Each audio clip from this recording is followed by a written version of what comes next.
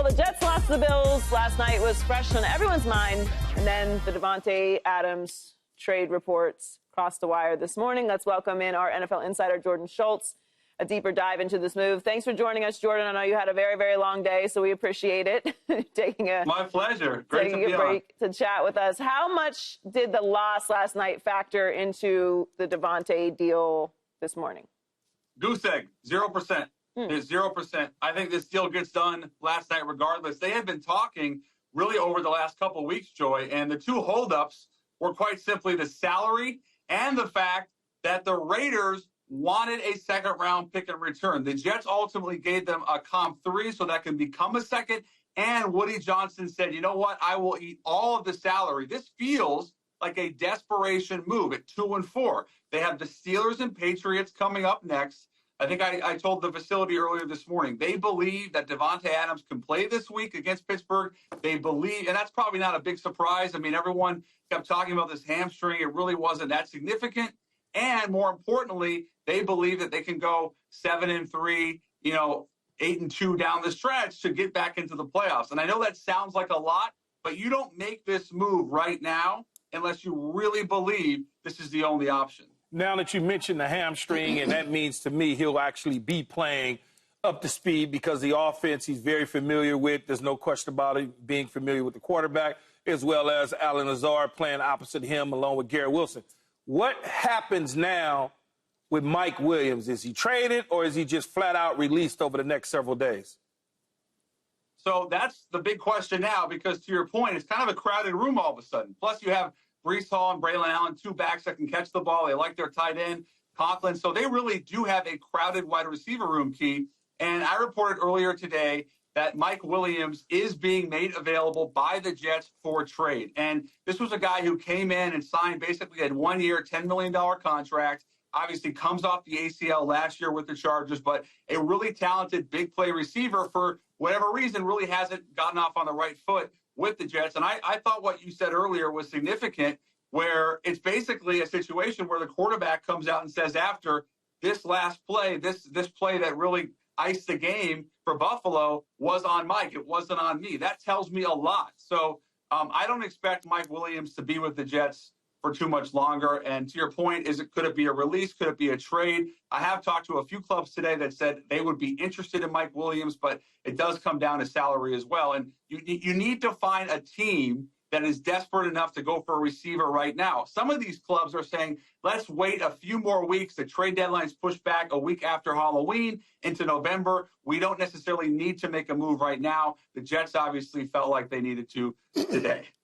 Jordan, what's up? Your boy Paul. Hey, listen. Now, Devonte, you say he could be ready as early as this weekend. I believe he'll play this weekend. Despite the hamstring issue. Was there really a hamstring issue? Because I know, being in the sports, that teams sit players when there's about to be a trade so they don't get any injuries and things like that. I know sometimes backs and hamstrings be the first thing to get a little sore. So, will he be available this weekend? Because I'm excited for this Jets team if he is. He will be available, to my knowledge, this weekend. I talked about it earlier today, and I think he will. The bigger question is, to your point, how injured was he? Yeah, and exactly.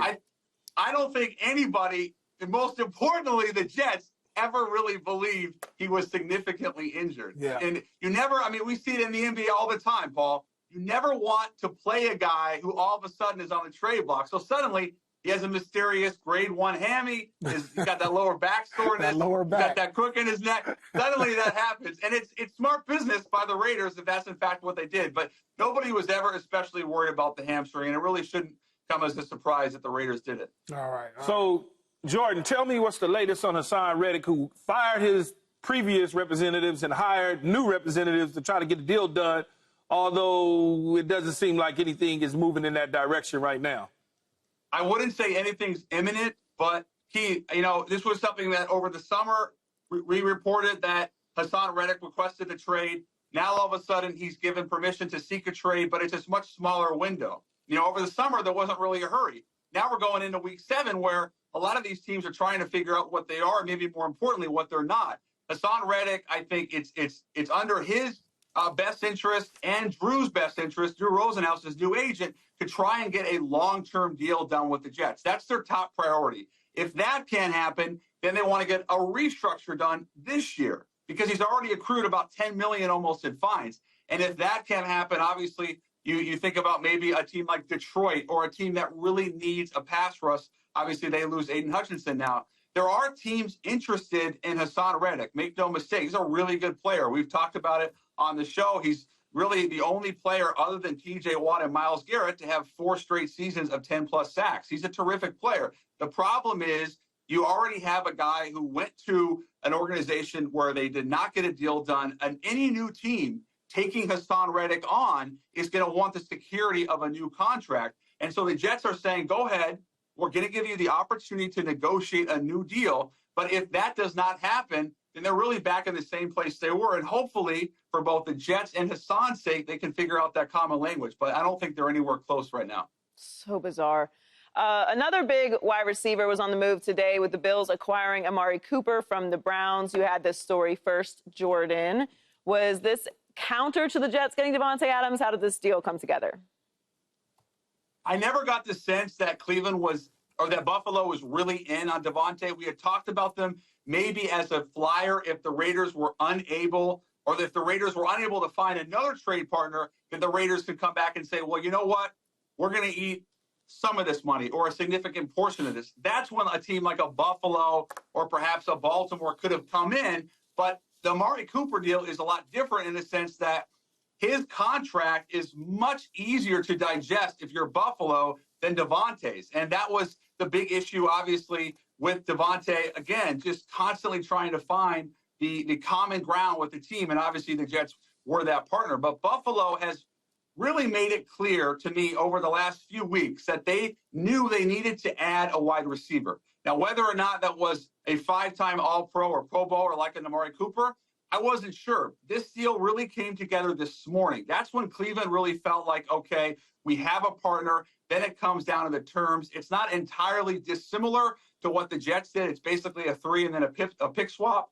But it's a really good deal, I believe, for both teams. Cleveland gets real value back for a 30-year-old wide receiver who's going to be a free agent or 31. And then the Bills get a guy who is obviously very motivated, playing in a contract year, and really hasn't had a quarterback like Josh Allen, as talented as Josh Allen, when you think about how good he is and what they really need. So now they have Dalton Kincaid, Khalil Shakir, James Cook, Dawson Knox, but they have a legitimate number 1 guy in Amari Cooper. And a couple of things I asked scouts about today, just curious. He has 6 drops this year, which leads the league. The scouts didn't put a lot into that because he's always been pretty sure-handed. And then Buffalo runs the ball more than 25 other teams, 26, I believe. So that tells you that the Bills want to get back to a little bit more balance. Right now, they're about 50-50. I think they'd like to throw it about 56, 57% of the time. Well, a very exciting news day. Hope you get some rest tonight. You've been very busy. Appreciate you making time for us, Jordan. I'll see you on Thursday in studio. Can't wait. See you soon. Subscribe here to get the latest from Speak, and go watch a few segments from our other shows on FS1.